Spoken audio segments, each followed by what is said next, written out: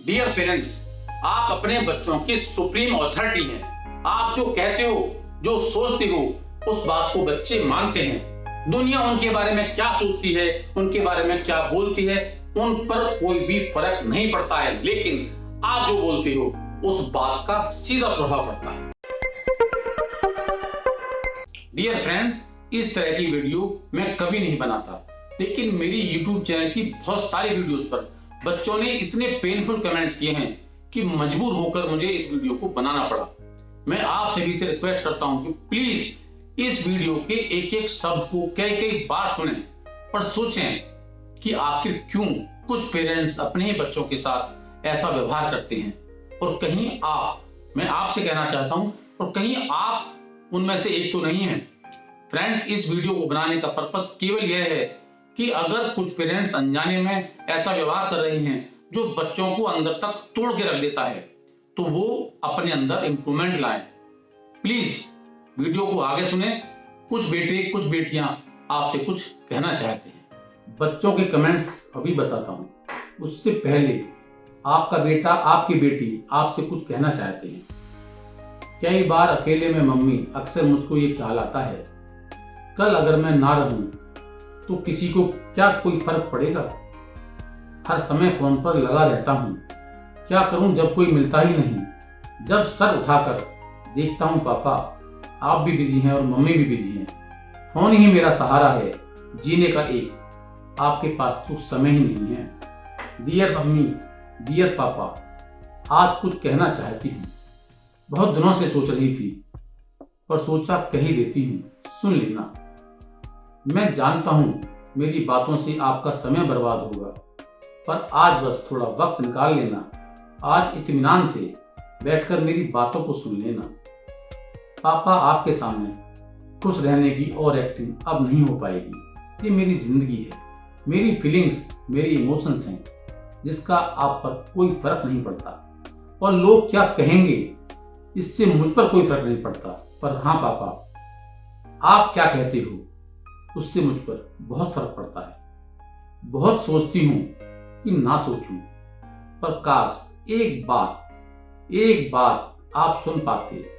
बहुत परेशान हूं मैं पापा, आपकी कन्नों पर सर रखकर रो पाती। सोचती हूँ आपको फोन करूं या मैसेज भेजूं, पर डर लगता है कि कहीं आप फोन ही न छीन लो।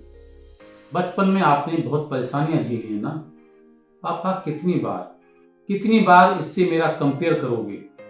मेरी प्रॉब्लम सब फालतू की लगती हैं कहकर कितनी बार नकार दोगे।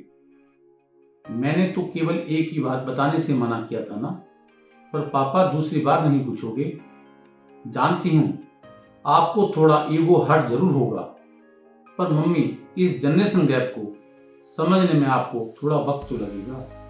My dear mummy, my dear papa, चुप्पी तोड़कर बात थोड़ा आगे बढ़ाओ ना।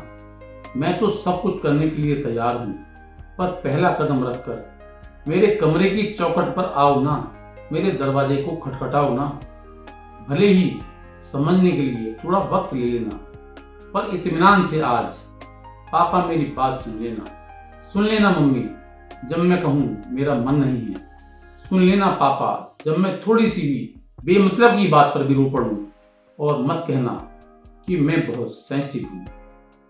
सुन लेना पापा जब कोई भी डिसीजन मैं खुद अपने लिए लेना चाहूं, और मत कहना कि मैं आपके बारे में कभी सोचती नहीं हूं। पापा, दुनिया वैसे ही मुश्किलों से भरी पड़ी है, ऐसे में मुझे बस आपके सपोर्ट की कमी तो चुभती है। अपने घर में तो मुझे बोलने की आज़ादी होनी चाहिए ना। असली लड़ाई तो मेरी बाहर की दुनिया से होनी चाहिए ना। पर बहुत मुश्किल था मम्मी, बहुत मुश्किल था पापा यह सब कह पाना। पर एक बार सुनने के बाद मेरे पास आकर मेरा हाल तो पूछ जाना। एक बार आकर मेरा हाल तो पूछ जाना। डियर फ्रेंड्स, पूछ लो हाल अपने बच्चों का जो अपने ही घर में अपने ही पेरेंट्स से बुरी तरह आहत हैं, और हाथ बढ़ाओ और पूछो बेटा आज आपकी तबीयत कैसी है। दोस्तों, अब कमेंट सुनाता हूं जिसकी वजह से मुझे इस वीडियो को बनाना पड़ा। एक लड़की लिखती है, आई हेट माई मॉम, वो मुझसे प्यार नहीं करती। मेरी बहन को करती हैं क्योंकि वो पढ़ाई में अच्छी है और गोरी है। मैं काली, I hate my mom, just hate. Friends, कुछ तो हुआ होगा इस मासूम बेटी के साथ जो ये इतना हर्ट है।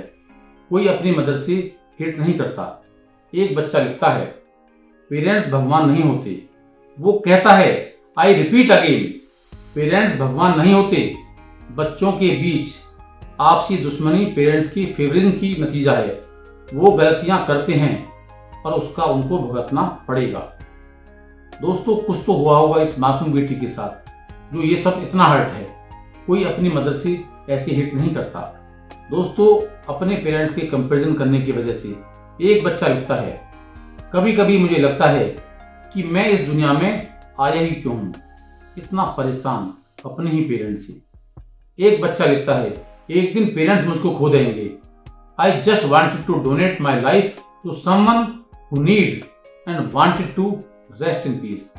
बच्चा इतना ज्यादा हर्ट है अपने ही पेरेंट्स के व्यवहार से और उनको पता तक नहीं है आखिर किस दुनिया में रह रहे हैं पेरेंट्स। एक ही छत के नीचे रहकर कितना बड़ा कम्युनिकेशन गैप है दोस्तों।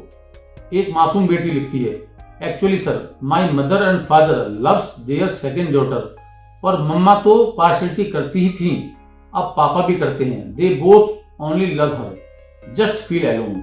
एक बच्चा लिखता है, I don't like my mom, she hates me, she loves my sister and my brother more. मेरे फादर की डेथ के बाद there is no contact with me, now I am feeling lonely every minute.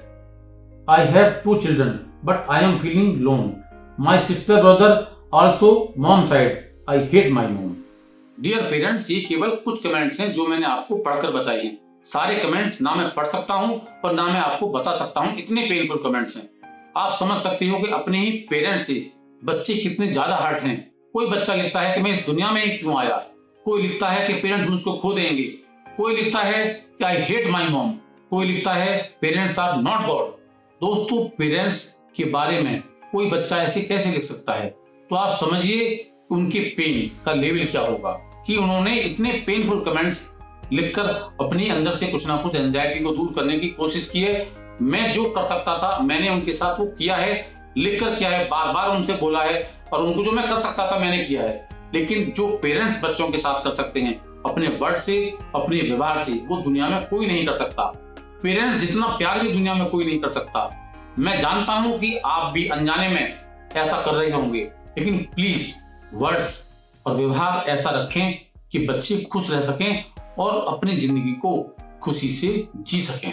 इस video को बनाने का केवल यही पर्पस था कि अगर कहीं कुछ पेरेंट्स गलती कर रहे होंगे तो वो अपने आप को इम्प्रूव कर लें और अपने बच्चों के साथ इन्वॉल्व रहकर उनकी अपब्रिंगिंग हैप्पीली करें।